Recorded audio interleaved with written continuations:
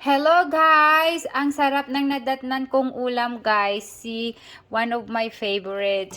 Hindi ako nakapagluto this time because I'm working morning na guys. So look, I'm so excited to eat guys. Hello guys! Kain na ako.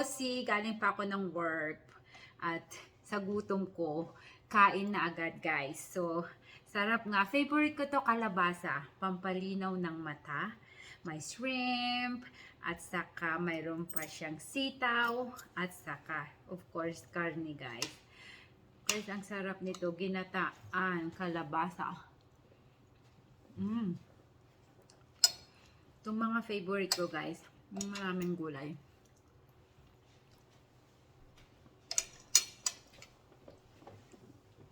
So guys, thanks for watching again. Please continue to be with me and follow me, share to your friends and family.